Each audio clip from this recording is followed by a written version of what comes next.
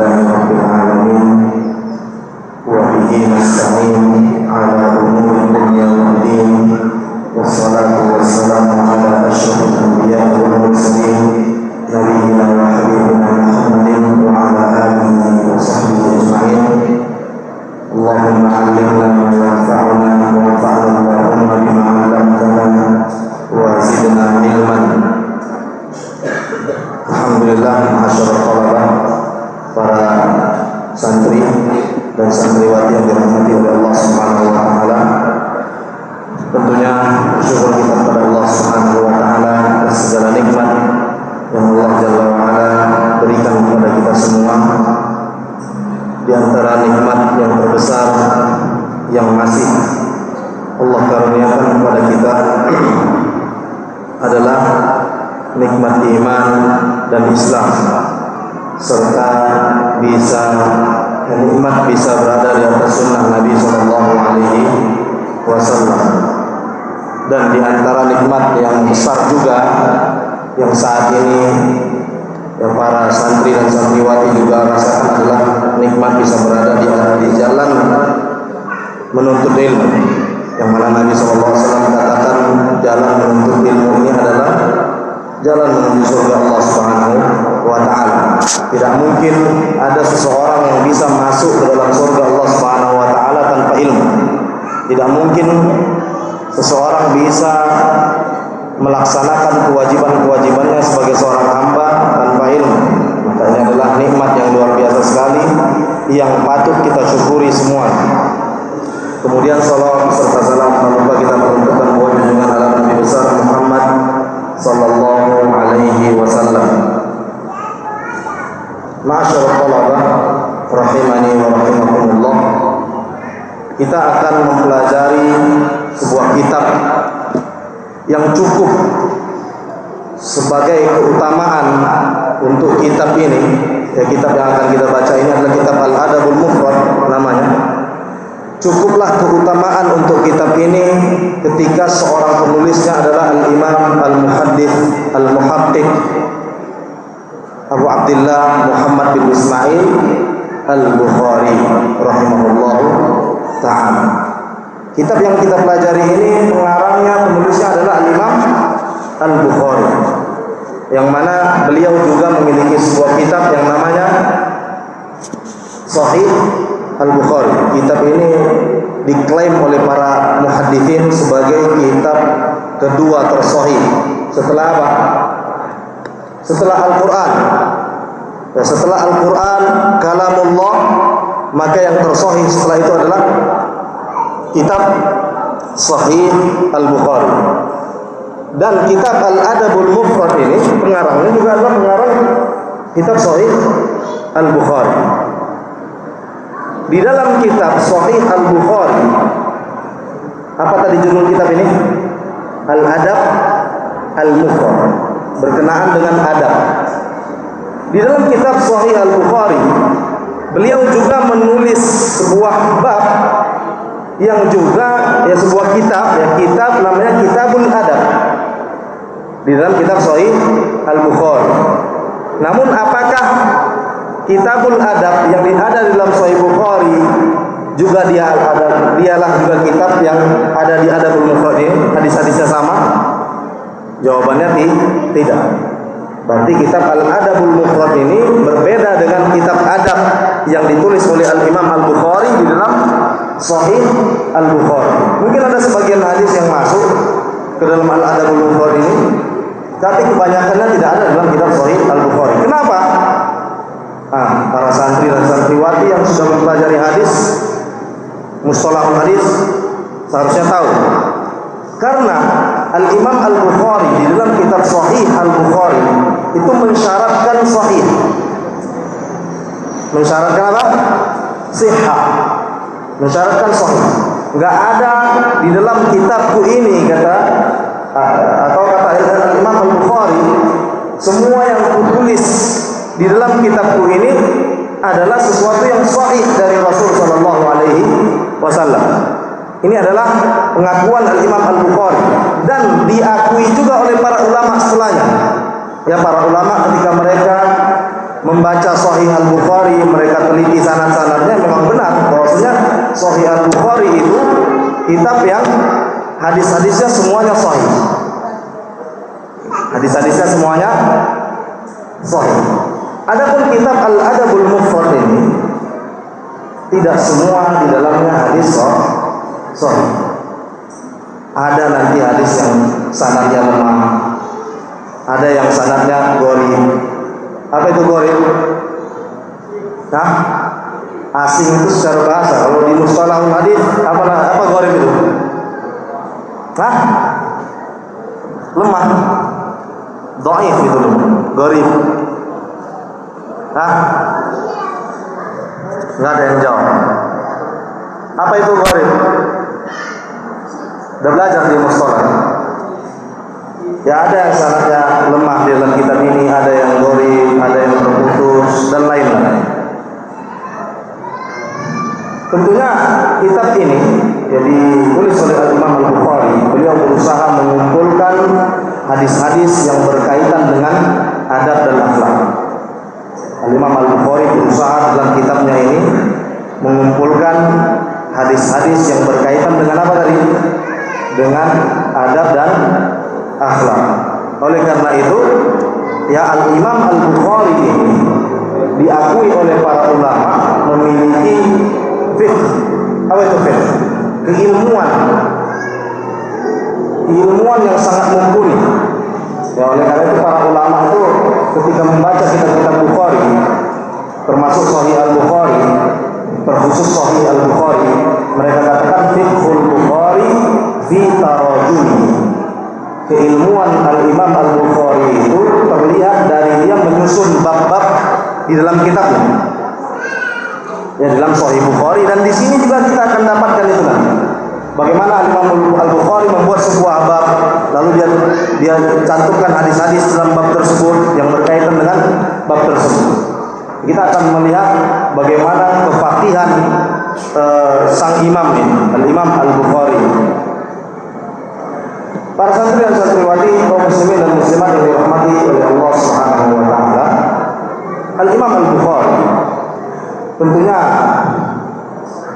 di awal-awal kitab ini beliau mencantumkan hadis-hadis tentang berbakti kepada orang tua, berbakti kepada kedua orang tua. Kenapa?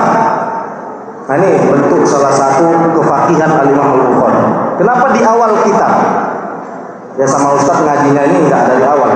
Tapi kalian kan dari awal ada belajar kan? Kenapa Al-Imam Al-Bukhari mencantumkan hadis-hadis tentang orang tua itu di awal kitab? Kenapa? Karena adab dan akhlak yang paling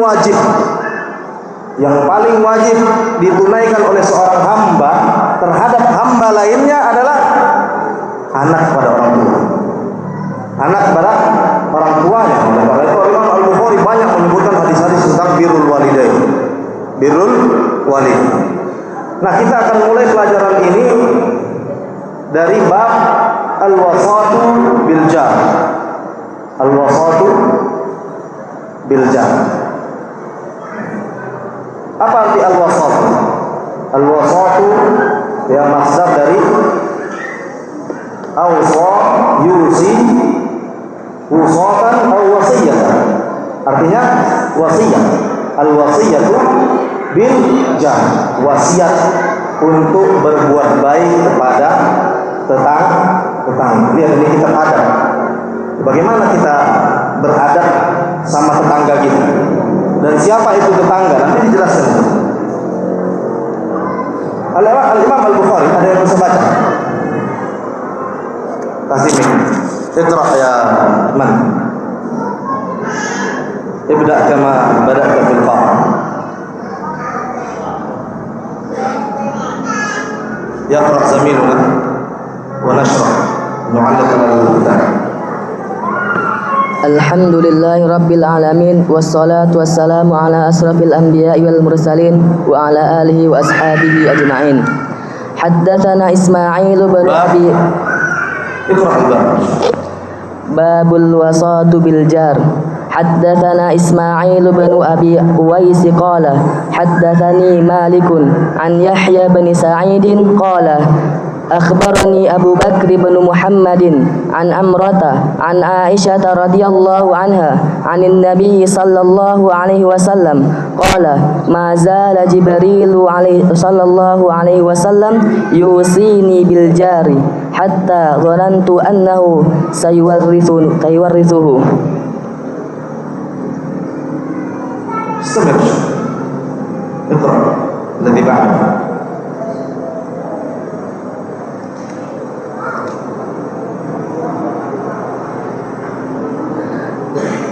حدثنا صدقه قال أخبرنا بن عيينة عن أمر.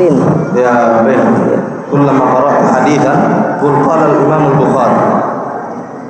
قال الإمام البخاري رحمه الله حدثنا صدقه قال أخبرنا بن عيينة عن أمر عن نافع بن جبير عن أبي شريح الخزاعي عن النبي صلى الله عليه وسلم قال من كان يؤمن بالله واليوم الآخر فليحسن إلى جاره ومن كان يؤمن بالله واليوم الآخر فليكرم ضيفه ومن كان يؤمن بالله واليوم الآخر falyaqul khairan aw liyasmut. Baik. Al-Imam Al-Bukhari membawakan dua hadis di dalam kitab bab al-wasatu bil jar. Wasiat untuk berbuat baik kepada tetangga. Hadis pertama, lafaznya adalah mazala Jibril sallallahu alaihi wasallam yusini bil jar hatta dhanantu annahu sayuwarrithu. Kata Nabi SAW, Jibril selalu berpesan kepadaku, wahyu berarti. Ya, hadis-hadis Nabi SAW adalah wahyu dari Allah Subhanahu Wa Taala. Kata Nabi SAW, Jibril selalu berpesan kepadaku agar seorang tetangga itu berbuat baik kepada tetangganya. Saking banyaknya, saking berulang-ulangnya Jibril itu berpesan tentang hal yang sama ini, sampai-sampai aku menyangka tetangga itu akan mewarisi tetangganya. Saking seringnya Jibril berpesan, berbuat baiklah seorang tetangga kepada tetangganya, berbuat baiklah, janganlah seorang tetangga menyakiti tetangganya. Sampai-sampai aku mengira, kata Nabi SAW, akan datang perintah bahwasanya tetangga mewarisi tetangganya. Ini menunjukkan bahwa pentingnya berbuat baik kepada tetangga. Ya, kalian punya tetangga aja, punya kawan tidur sebelah tetangga. Ya, tetangga di pondok ini, ya, semua itu adalah tetangga dan wajib kita untuk berbuat baik kepada mereka. Minimal kalau nggak bisa berbuat baik apa? Jangan menyakiti, jangan ribut, seorang tidur, ya, jangan teriak-teriak. Paham? Baik, hadis yang kedua kata qala Nabi sallallahu alaihi wasallam man kana yu'minu billahi wal yawmil akhir falyuhsin ila jarihi wa man kana yu'minu billahi wal yawmil akhir falyukrim dhaifah wa man kana yu'minu billahi wal yawmil akhir falyaqul khairan aw liyasmut. Ada tiga pesan di sini. Man kana yu'minu billahi wal yawmil akhir falyuhsin ila jarihi. Satu, wa man kana yu'minu billahi wal yawmil akhir falyukrim dhaifah. Dua, wa man kana yu'minu billahi wal yawmil akhir falyaqul khairan aw liyasmut. Tiga pesan. Tiga pesan dari Nabi SAW semuanya diawali dengan kata man kana yu'minu billahi wal yawmil akhir. Semuanya dikaitkan dengan keimanan seseorang terhadap hari akhir. Kenapa? Karena seorang hamba ketika ingat hari akhir, ingat dia beriman pada hari akhir, ketika kita teringat bahwasanya suatu hari nanti kita akan mati dan berdiri di hadapan Allah Subhanahu Wa Taala, ya, hari akhir, hari kiamat, mempertanggungjawabkan seluruh apapun yang pernah kita buat di dunia ini, maka kita pun akan semangat melaksanakan perintah-perintah Allah Subhanahu Wa Taala. kita pun akan takut melanggar larangan-larangan Allah Subhanahu wa taala. Oleh karena itu 3 perintah ini dibarengi dengan kata man kana yu'minu billahi wal yaumil akhir. Orang yang suka menyakiti tetangganya, misalnya ketika dia ingat suatu hari nanti dia mati, tetangganya tidak memaafkan dia, bisa jadi dia taubat karena ingat akan mati. Orang yang sering mencuri, mengambil hak-hak saudaranya, sering mencaci maki saudaranya, ketika ingat akan adanya hari akhir, maka dia pun akan meninggalkan perbuatan-perbuatan tersebut. Oleh karena itu kata Nabi SAW di pesan yang pertama, man kana yu'minu billahi wal yaumil akhir falyuhsin ila jari. Barang siapa yang beriman kepada Allah Subhanahu wa taala dan hari akhir, maka hendaklah ia berbuat baik kepada siapa? Kepada tetangga. Kepada tetangga. Wa man kana yu'minu billahi wal yaumil akhir falyukrim dhaifah. Barang siapa yang beriman kepada Allah dan hari akhir, maka hendaklah dia memuliakan tamu. Wa man kana yu'minu billahi wal yawmil akhir falyaqul khairan aw liyasmut. Barang siapa yang beriman kepada Allah Subhanahu wa taala dan hari akhir, hendaklah dia berkata baik atau dia diam. Kalau tidak bisa berkata baik, maka diam. Karena setiap ucapan, setiap kalimat yang keluar dari lisan kita akan dihisab oleh Allah Subhanahu wa taala. Kata Nabi SAW dalam sebuah hadis, wa innar rajula la yatakallamu bi kalimatin la yulqi laha bala yahwi biha fi nari jahannama 70 kharif. Bisa jadi seorang mengucapkan sebuah kalimat yang dia pun tidak terlalu mengerti apa makna dari kalimat itu, yang mana nanti kalimat ini menyebabkan dia tercampak ke dalam neraka jahanam selama 7 musim. Yahwi biha fi nari jahannama 70 kharif. Jadi man kana yu'minu billahi wal yawmil akhir falyaqul khairan aw liyasmut. Kalau tidak bisa berbicara baik, maka diam.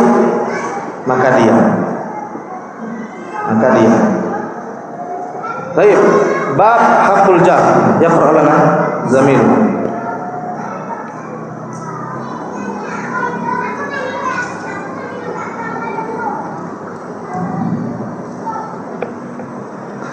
حق الجار. حدثنا أحمد بن حميد قال حدثنا محمد بن فضيل عن محمد بن سعيد قال سمعت أبا ضبية القلاعية قال سمعت المقداد بن الأسود يقول سأل رسول الله صلى الله عليه وسلم أصحابه عن الزنا قالوا حرام حرمه الله ورسوله فقال لأن يزني الرجل ب10 نسوة أيسر عليه من أن يزني بأمرة جاره وسألهم عن السرقة قالوا حرام حرمها الله عز وجل ورسوله فقال لأن يسرق من 10 أهل الأبيات أيسر عليه من أن يسرق من بيت جاره. Bab hakul jar. Bab haknya tetangga. Hak tetangga. Imam Al-Bukhari membawakan sebuah hadis yang mana sanad hadis ini, ya, hadis ini yang kita baca barusan itu sanadnya lemah, tapi maknanya sahih. Jadi ada hadis itu kadangkala memang lemah sanadnya, tapi dia dibantu dengan hadis lain. Nanti Ustaz akan sebutkan hadis lain yang membantu makna dari hadis ini. An Muhammad bin Sa'ad qal sami'tu Aba Dhabiyyah al-Kala'i qal sami'tu al-Miqdad bin al-Aswad yaqul sa'ala Rasulullah sallallahu alaihi wasallam ashabahu 'an az-zina qalu haram harramahu Allah wa rasul. Dari Miqdad bin Aswad, beliau berkata, dari sahabat yang namanya Al-Miqdad bin Aswad, beliau berkata, sa'ala Rasulullah sallallahu alaihi wasallam ashabahu 'anil zina. Rasul sallallahu alaihi wasallam bertanya tentang zina. Dengarkan, siapa yang bertanya? Rasul sallallahu alaihi wasallam. Rasul sallallahu alaihi wasallam bertanya tentang zina. Apakah Rasul tidak tahu apa itu zina? Enggak mungkin. Rasul tahu. Tapi Rasul ingin bertanya kepada para sahabat. Apakah para sahabat saat itu enggak tahu apa itu zina? Tahu enggak? Hah? Enggak ada yang semangat. Tahu para sahabat. Kenapa Rasul tanya? Hah? Karena ingin melekatkan informasi setelah ini. Sa'ala Rasulullah sallallahu alaihi wasallam ashabahu 'anil zina. Rasul sallallahu alaihi wasallam bertanya kepada para sahabatnya tentang zina. Rasul bukan tidak tahu apa itu zina, dan para sahabat pun, Rasul pun tahu kalau sahabat tahu apa itu zina. Tapi akan ada informasi yang mau dijelaskan Nabi sallallahu alaihi wasallam. Para sahabat ketika ditanya mereka menjawab qalu haram. Mereka pun tahu, wahai Rasulullah, zina haram, diharamkan oleh Allah dan Rasulnya sallallahu alaihi wasallam. Diharamkan oleh Allah Subhanahu wa taala dan Rasulnya sallallahu alaihi wasallam. Kemudian Rasul sallallahu alaihi wasallam mengatakan li'an yazni ar-rajul. Dengarkan. Ya, setelah ini informasi apa yang disampaikan oleh Nabi sallallahu alaihi wasallam? Li'an yazni ar-rajulu bi ashra niswatin aisaru alaihi min an yazni bi imra'ati jari. Pesannya adalah, kalaulah seandainya seorang berzina dengan 10 wanita. Tadi Rasul tanya, kalian tahu apa itu zina? Iya, zina itu sesuatu yang haram, dosa besar. Begitu di kepala para sahabat. Ternyata ada sesuatu yang lebih besar lagi diinformasikan oleh Nabi sallallahu alaihi wasallam. Kata Nabi sallallahu alaihi wasallam, li an yazni ar-rajulu bi ashra niswa. Kalaulah seandainya seorang berzina dengan 10 wanita. Kalau seorang lelaki berzina dengan 10 wanita, maka itu adalah aisaru alaihi min ayyazni bi mar'ati jar. Maka itu lebih ringan. Berzina dengan 10 wanita itu lebih ringan dosanya dari apa? Dari seseorang yang berzina dengan istri tetangganya, walaupun sah. Dan informasi akan melekat setelah ini. Seperti orang yang mau menjelaskan sesuatu sama kalian. Kalian tahu apa itu buah nangka? Tahu. Ada yang lebih berduri daripada itu, durian. Ya kan? Maka kalian pun akan melekat. Kalau ditanya apa itu buah durian, yang lebih mengerikan daripada berduri daripada buah nangka.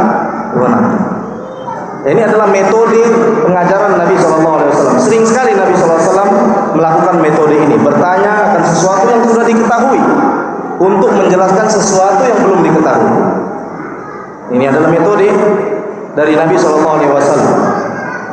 Wasa'alahum 'anis sariqah. Dan Rasul bertanya lagi kepada para sahabat tentang mencuri. Para sahabat menjawab, qalu haramun. Mencuri haram wahai Rasul, telah diharamkan oleh Allah Subhanahu wa taala dan Rasul. Faqal li an yasriqa min asyrati ahli abiyat aisaru alaihi min an yasriqa min baiti jahannam. Kalau seorang lelaki mencuri dari 10 rumah, maka dosanya itu lebih ringan daripada dia mencuri 1 rumah tapi yang dia curi tetangga. Ini hadis ya, dicantumkan oleh Al-Imam Al-Bukhari di dalam sebuah bab yang judulnya bab hakul jar, hak tetangga. Begitu besarnya hak tetangga. Kalau kita sakiti tetangga, maka dosanya lebih besar daripada kita menyakiti orang yang jauh, orang yang bukan tetangga kita. Orang yang berzina dengan istri tetangganya, dosanya lebih besar daripada orang yang berzina dengan 10 wanita. Hadis ini tadi saya katakan secara sanad dhaif, tapi ada hadis lain, hadis yang mengatakan ya, Rasulullah SAW bertanya pada sahabatnya, atau sahabat yang bertanya kepada Rasulullah SAW, ya Rasulullah, ayyul dzambi a'zam? Ayyul dzambi a'zam? Ya Rasul, dosa apa yang paling besar? Kata Nabi SAW, an taj'ala lillahi niddan wa huwa khalaqah.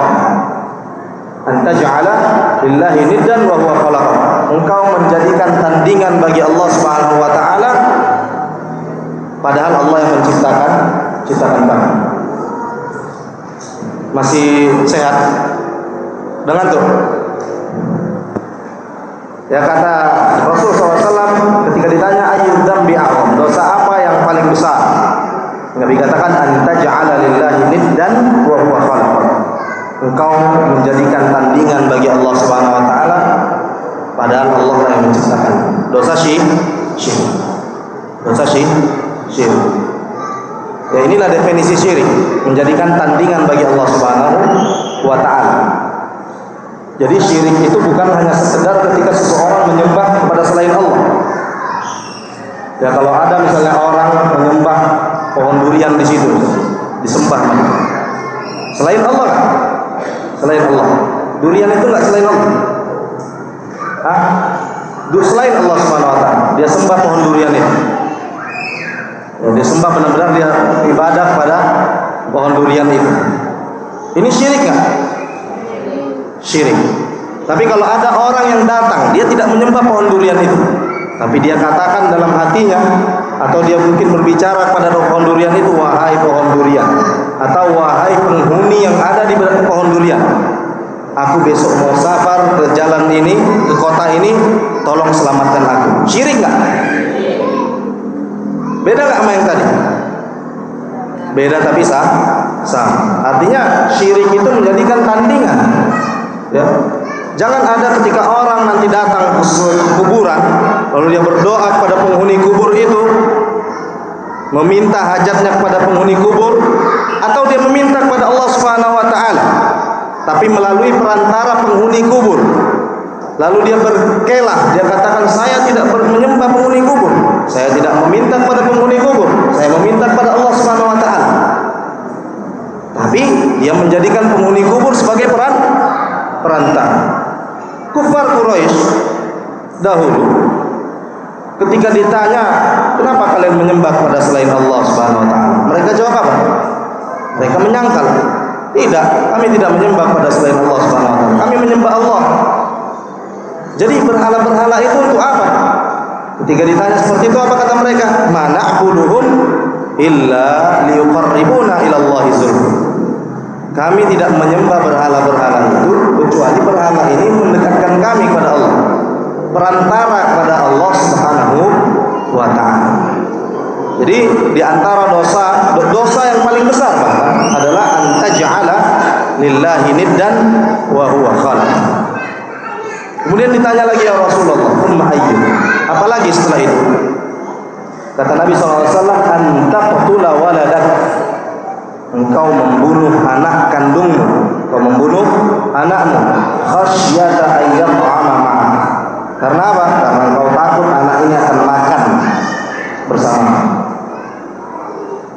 Allah Subhanahu wa taala mengatakan, la taqtulu auladakum khasyata imlaq. Jangan kalian membunuh anak-anak kalian karena takut akan kemiskinan. Allah yang beri rezeki mereka, Allah juga yang beri rezeki kamu. Jadi membunuh seorang anak yang karena takut kemiskinan dengan dosa yang besar. Kemudian Nabi ditanya lagi, "Tsumma ayyun?" Apa lagi wahai Rasulullah SAW? Kata Nabi SAW, "Antuzani bihalilati jari." Engkau berzina dengan istri tetanggamu. Termasuk dosa yang terbesar di sisi Allah Subhanahu wa taala. Dan ini hadis yang tadi sahih, dan dia menopang makna hadis yang kita baca barusan. Jadi makna dari hadis ini sama-sama dosa besar. Baik.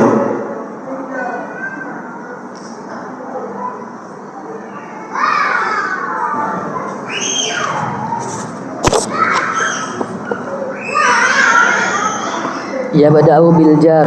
حدثنا محمد بن منهال قال حدثنا يزيد بن زريع قال حدثنا عمر بن محمد عن أبيه عن ابن عمر قال قال رسول الله صلى الله عليه وسلم ما زال جبريل يوصيني بالجار حتى ظننت أنه سيورثه.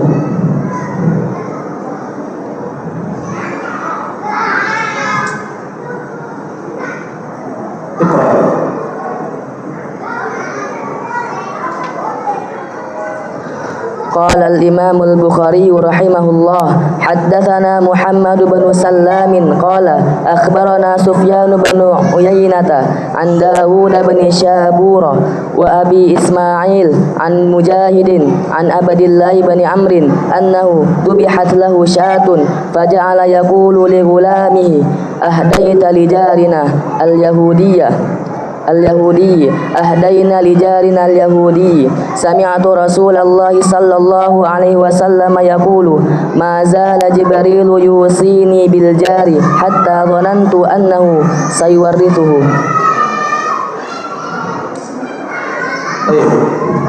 Bab berikutnya adalah bab yabda bil jar. Hendaklah dia memulai dari tetangganya. Maksudnya tetangga yang lebih dekat kepada pintu rumah, memulai dari tetangga.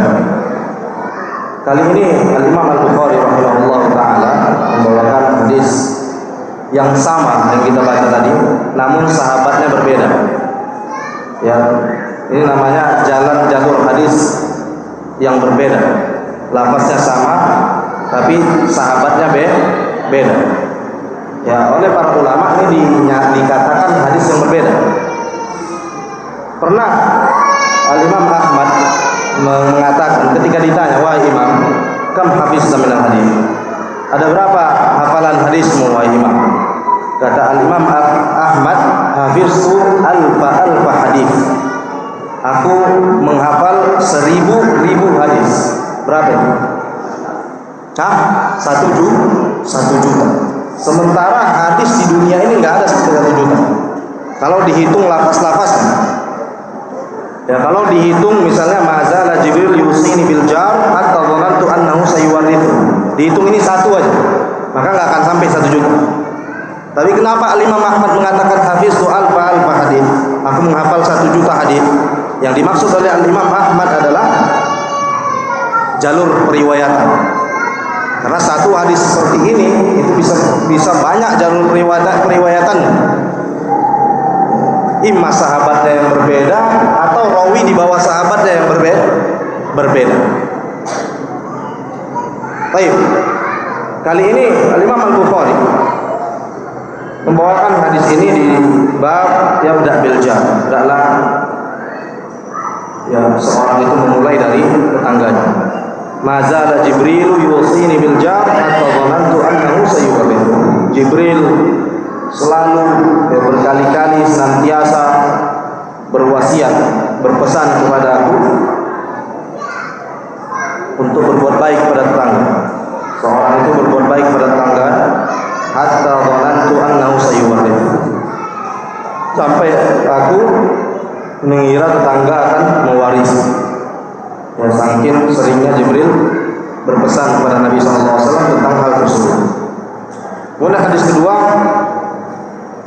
ya, dari sahabat An Abdullah bin Umar, An Abdullah bin Amr, annahu dubihat lahu syah, faja'ala yaqulu li ghulamihi ahdaita li jarina al-yahudi, ahdaita li jarina al-yahudi. Sami'tu Rasulullah sallallahu alaihi wasallam yaqul ma zala Jibril yusini bil jar hatta dhanantu annahu sayuwarrithu. Lihat, ini adalah fikih para sahabat, pemahaman para sahabat akan pesan-pesan Rasul sallallahu alaihi wasallam. Sahabat ini namanya Abdullah ibn Amr. Abdullah ibn Amr. Suatu waktu Abdullah bin Amr ini disembelihkan untuknya sembelihan syah, ya kambing, disembelihkan untuk sahabat yang mulia ini Abdullah bin Amr seekor kambing.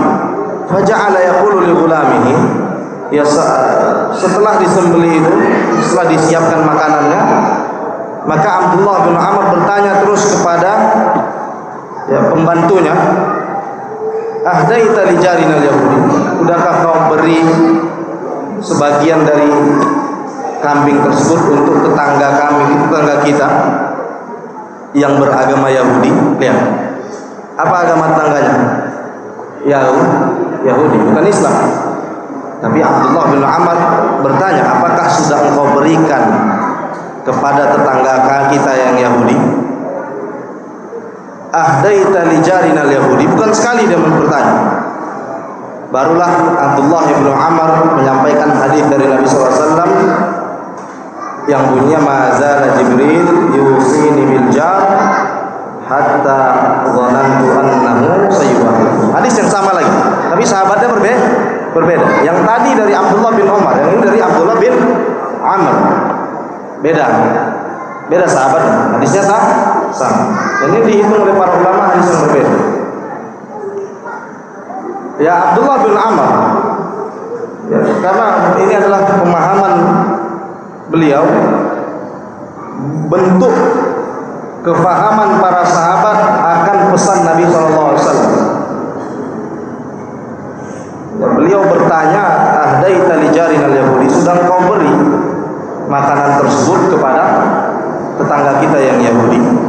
Ini menunjukkan bahwasanya kita juga disuruh untuk berbuat baik kepada tetangga kita, walaupun dia beragama non muslim. Tapi kita berbuat baik kepada mereka, ya, berbagi makanan kepada mereka, berbagi hadiah kepada mereka. Siapa tahu dengan kebaikan tersebut, dengan kebaikan kita tersebut, dia tertarik dengan agama Islam. Betapa banyak orang yang masuk ke dalam Islam ini karena akhlak, melihat akhlak-akhlak yang mulia dari kaum muslimin, dia pun akhirnya tertarik dengan Islam. Termasuk Indonesia ini masuk Islam ke sini tidak dengan peperangan, tapi karena akhlak para pedagang Arab dahulu yang datang, mereka berdagang dengan jujur, tutur kata mereka bagus. Akhirnya orang-orang Indonesia tertarik dengan agama Islam melalui akhlak yang mulia. Bukan dengan pedang Islam masuk ke negara ini, tapi dengan akhlak yang mulia. Begitu pula sebaliknya, akhlak yang buruk ini bisa menjauhkan seseorang dari agama Allah Subhanahu wa ta'ala. Betapa banyak orang yang masuk Islam, ya, dan ini musyahad, kenyataan, realita. Setelah dia masuk Islam, dia mengatakan, untung saja saya mengenal Islam terlebih dahulu daripada sebagian kaum muslimin. Kalau seandainya saya yang terlebih dahulu mengenal sebagian kaum muslimin, mungkin saya tidak masuk Islam. Paham maksudnya? Enggak. Ya, orang yang masuk Islam, dia mengatakan, untung saja saya mengenal Islam terlebih dahulu, mengenal agama Islam terlebih dahulu, baru kemudian saya mengenal sebagian kaum muslimin. Kalau saja dahulu saya terlebih dahulu mengenal orang-orang sebagian kaum muslimin, bagian orang-orang yang dia beragama Islam, mungkin saja saya tidak tertarik dengan Islam. Paham maksudnya? Karena akhlak sebagian orang yang Islam ini, orang yang mengaku muslim ini, tidak menunjukkan akhlak Islam, bukan akhlak yang diajarkan oleh Nabi SAW. Bermuka masam, ya, mengolok-olok agama orang lain misalnya, atau nggak harus non muslim. Sebagian orang-orang yang mengenal sunnah juga seperti itu, mukanya masam, ya udahlah, seram, makin seram lagi, menjauhkan orang dari sunnah Nabi SAW. Padahal Rasul SAW tidak demikian. Rasul SAW memerintahkan kita untuk menyebarkan salam, afsus salam. Dalam sebuah hadis Nabi SAW katakan, ila man arafta wa man lam ta'rif, kepada siapapun yang kau kenal atau tak kau kenal, ucapkan salam. Ucapkan salam kepada yang kita kenal ataupun yang tidak kita kenal. Mungkin aja orang yang beragama non muslim, ya kita bermuka masam, bermuka manis, kita senyum kepada dia, memberikan hadiah, nanti dia tertarik dan untuk memeluk agama Islam. Ya, begitu juga sebaliknya, orang-orang yang berakhlak yang buruk, bermuka masam, tidak mau senyum, tidak mau mengucapkan salam, itu bisa menjauhkan seorang dari agama Allah Subhanahu wa ta'ala, termasuk menjauhkan seorang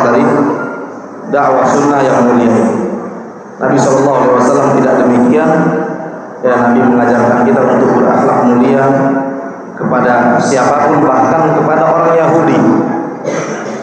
Kepada orang Yahudi sekalipun diajarkan kita untuk berbuat baik kepada mereka. Buktinya Abdullah bin Amr bertanya berkali-kali kepada pembantunya, "Ahdaita li jarina al-Yahudi?" Udah kau kasih kepada tetangga kita yang beragama Yahudi? Dia tanya lagi, sudah kau kasih kan kepada tetangga kita yang beragama Yahudi? Apalagi tetangga itu muslim. Dalam sebuah hadis Nabi SAW juga mengatakan, "Idza tabaqtum maraqatan fa'akthir ma'aha." Kalau kalian masak sesuatu yang berkuah, banyakkan kuahnya, banyakkan airnya. Dan kasih tetangga. Hah? Kuahnya doang. Ini akhlak yang buruk itu namanya. Kuahnya aja. Kasih sama makanannya. Baik. Hadis yang terakhir juga lafaznya sama, "Ma'azala Jibril yusini bil jar hatta dhanantu annahu sayuwarrithu." Ya, namun sahabat yang riwayatkan berbeda, Aisyah radhiyallahu anha. Baik, kita sampai di sini dulu saja. Sampai di sini dulu kajian kita. Mudah-mudahan bermanfaat. Ada tanya jawab? Ada tanya jawab? Ada yang mau bertanya? Kita tiap hari jumpa. Kalau mau bertanya, ditanya sama Ustaz pas ngajar. Barakallahu fikum. Naktafi bihadzal qadar wa sallallahu wa sallam wa baraka ala